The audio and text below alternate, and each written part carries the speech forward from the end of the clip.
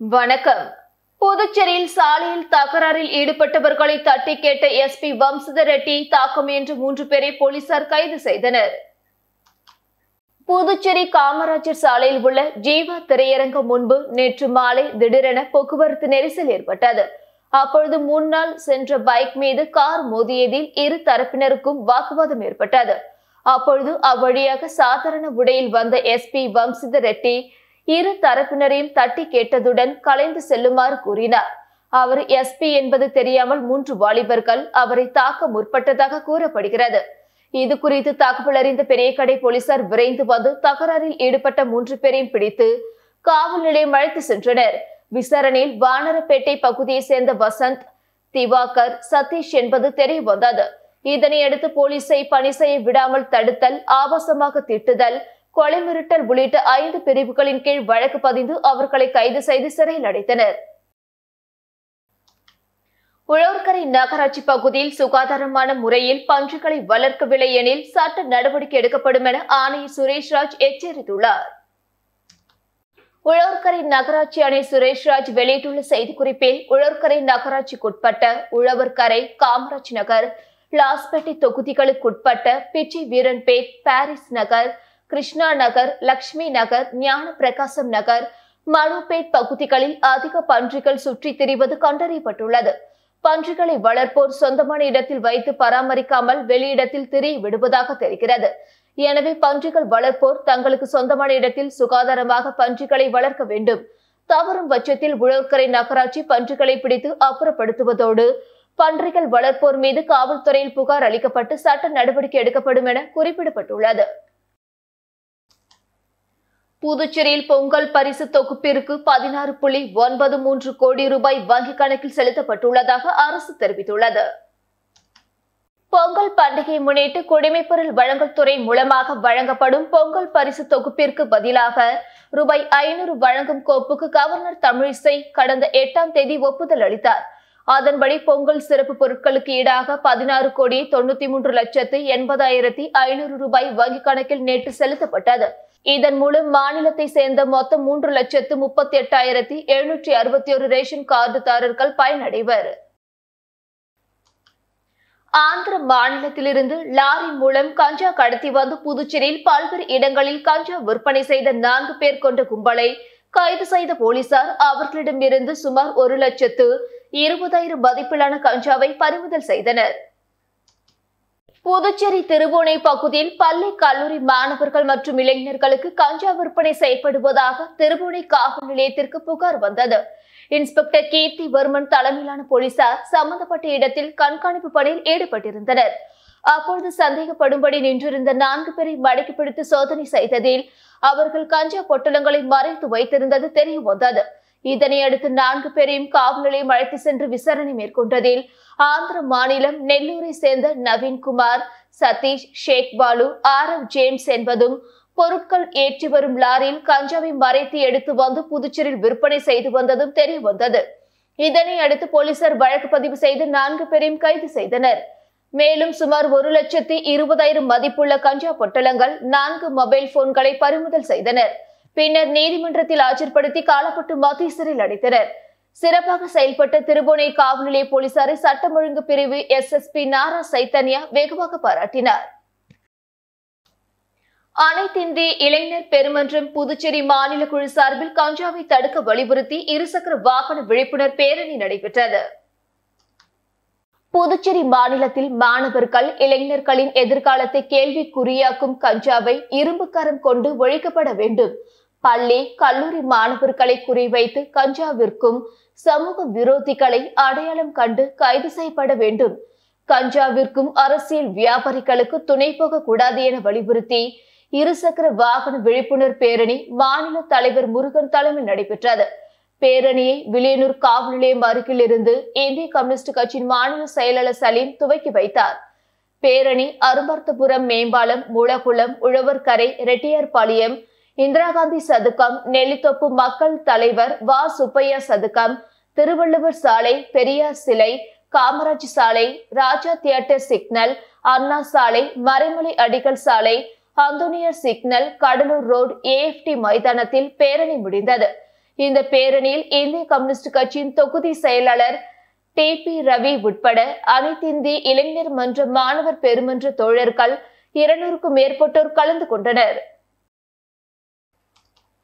கறவை மாடுகள் கோடைக்கால மேலாண்மை 3 நாள் பயிற்சி முகாமிற்கு விண்ணப்பிக்க அழைப்பு விடுக்கப்பட்டுள்ளது. ராஜீவ் காந்தி கால்நடை மருத்துவ கல்வி மற்றும் ஆராய்ச்சி நிலைய புல முதல்வர் செழியன் வெளியிட்டுள்ள செய்திக்குறிப்பில், புதுச்சேரி விவசாய கிராமப்புற இளைஞர்கள் இளம் பெண்களுக்கான திறன் மேம்பாட்டு பயிற்சி திட்டத்தின் கீழ் நபார்டு நிதி உதவியுடன் கறவை மாடுகளின் கோடைக்கால மேலாண்மை மற்றும் நோய் தடுப்பு முறைகள் குறித்த 3 நாள் பயிற்சி முகாமிற்கு ஏற்பாடு செய்யப்பட்டுள்ளது.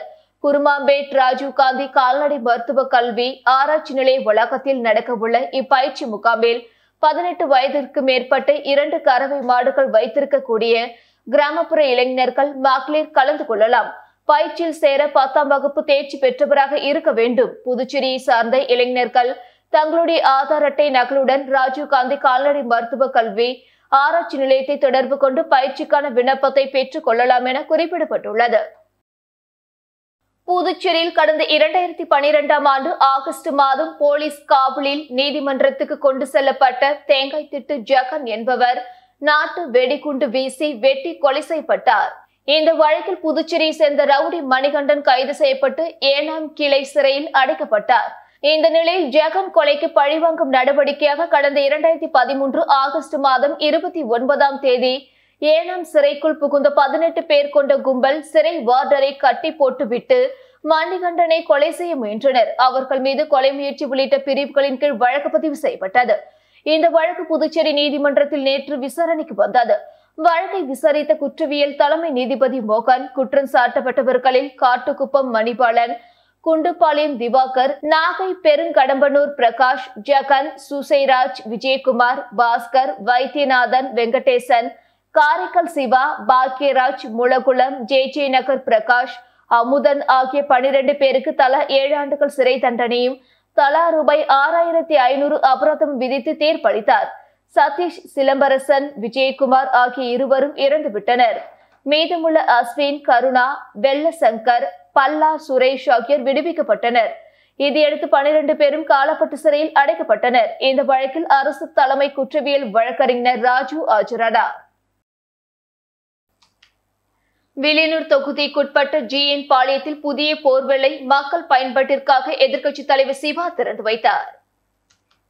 புதுச்சேரி மாநிலம் வில்லியனூர் சட்டமன்ற தொகுதி GN பாளையம், வெண்ணிசாமி நகர், எழில்நகர் மற்றும் வி தட்டாஞ்சாவடி ஆகிய பகுதிகளில் நிலவி வரும் குடிநீர் பற்றாக்குறையை போக்க பொதுப்பணித்துறை பொது சுகாதார கோட்டம் மூலம் ரூபாய் 15 லட்சம் மதிப்பீட்டில் வெண்ணிசாமி நகரில் புதிய ஆழ்துளை கிணறு, நீர் உந்து மோட்டார், நீர் உந்து குழாய் மற்றும் நீர் பங்கீட்டு குழாய் அமைக்கும் பணிகள் முடிக்கப்பட்டு மக்கள் பயன்பாட்டிற்கு அர்ப்பணிக்கும் நிகழ்ச்சி GN பாளையம் ரயில்வே கேட் ராக் கல்லூரி அருகில் நடைபெற்றது. இந்த நிகழ்ச்சியில் தொகுதி சட்டமன்ற உறுப்பினரும் சட்டமன்ற எதிர்க்கட்சி தலைவருமான சிவா கலந்து கொண்டு புதிய குடிநீர் பைப்லைனை மக்கள் பயன்பாட்டிற்கு திறந்து வைத்தார். இதன் மூலம் 5 கிராமங்களை சேர்ந்த 1500 மக்கள் பயன்பெறுவார்கள். இந்த நிகழ்ச்சியில் அதிகாரிகள், தொகுதி திமுக நிர்வாகிகள் உட்பட பலர் கலந்து கொண்டனர். சின்னாத்தா அரசு பெண்கள் மேல்நிலைப் பள்ளியில் நடைபெற்ற சாரணியர்களுக்கான 2 நாள் பயிற்சி முகாமில் பங்கேற்றவர்களுக்கு சான்றிதழ் மற்றும் பரிசுகள் வழங்கப்பட்டது. புதுச்சேரி முத்தியால்பேட்டை சின்னாத்தா அரசு பெண்கள் மேல்நிலைப் பள்ளியில் சாரணியர்களுக்கான 2 நாள் பயிற்சி முகாம் நடைபெற்றது. முகாமினை பள்ளி முதல்வர் சாய் பர்கீஸ் துவக்கி வைத்தார். இதில் மாணவிகளுக்கு நூல் மற்றும் காகிதங்களை கொண்டு கலைநயமிக்க பொருட்களை உருவாக்க பயிற்சி அளிக்கப்பட்டது. அதனைத் தொடர்ந்து சாரணிய இயக்கத்தின் குறிக்கோள், அடையாளம், வணக்க முறை, உறுதிமொழி போன்ற பயிற்சிகள் வழங்கப்பட்டது. முகாமின் முக்கிய நிகழ்வாக உலக சிறுதானிய ஆண்டு விழிப்புணர்வு பேரணி நடைபெற்றது.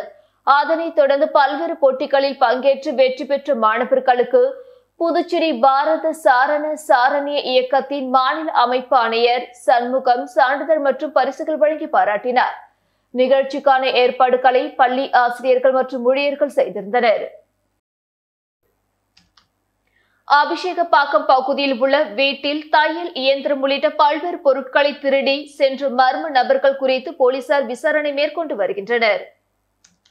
புதுச்சேரி தவளக்குப்பத்தை அடுத்த அபிஷேகப்பாக்கம் அம்பேத்கர் வீதியை சேர்ந்தவர் இளவரசு. இவருக்கு திருமணமாகி மனைவி, மகன், மகள் ஆகியோர் உள்ளனர்.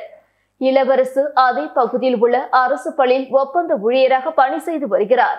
இந்த நிலையில் நேற்றிரவு அனைவரும் உணவு சாப்பிட்டுவிட்டு வழக்கம் போல் வீட்டில் படுத்து உறங்கியுள்ளனர். காலையில் எழுந்து பார்த்தபோது வீட்டில் இருந்த பெரிய பித்தளை அண்டா, 2 தையல் மிஷின், சென்டரிங் வேலைக்கு பயன்படுத்தப்படும் இரும்பு ராடு கட்டிங் மிஷின் உள்ளிட்ட பொருட்கள் திருடு போயிருப்பதை கண்டு அதிர்ச்சி அடைந்தார். அக்கம் பக்கத்தில் விசாரித்தும் எந்த தகவலும் தெரியாத நிலையில் இது குறித்து இளவரசு தவளக்குப்பம் காவல் நிலையத்தில் புகார் கொடுத்தார். அதன் பேரில் போலீசார் வழக்கு பதிவு செய்து விசாரணை மேற்கொண்டு வருகின்றனர். கொம்பாக்கம் பகுதியில் எழுந்தருளியுள்ள ஸ்ரீ வெங்கடாச்சலபதி திருக்கோவிலில் 9ஆம் ஆண்டு அனுமன் ஜெயந்தி விழா சிறப்பாக நடைபெற்றது. புதுச்சேரி வில்லியனூர் தொகுதிக்குட்பட்ட கொம்பாக்கம் பகுதியில் எழுந்தருளியுள்ள ஸ்ரீ அலர்மேல் மங்கா சமேத ஸ்ரீ வெங்கடாச்சலபதி திருக்கோவிலில் 9ஆம் ஆண்டு அனுமன் ஜெயந்தி மகோற்சவ விழா வெகு சிறப்பாக நடைபெற்றது. இவ்வாலயத்தில் 23 அடி உயரம் கொண்ட விஸ்வரூப ஆஞ்சநேயருக்கு ஸ்ரீ செங்கல்நீர் அம்மன் ஆலயத்தில் இருந்து பால்குடம் ஊர்வலமாக கொண்டு வரப்பட்டு 1008 லிட்டர் பால்குட அபிஷேகம் நடைபெற்றது. அதனைத் தொடர்ந்து பால், தயிர், சந்தனம், பன்னீர், அபிஷேகத்தூள், மஞ்சள் உள்ளிட்ட பல்வேறு திரவியங்களால் ஆன சிறப்பு அபிஷேகங்கள் நடைபெற்று சிறப்பு அலங்காரத்தில் மகா தீபார்த்தனைகள் காண்பிக்கப்பட்டது.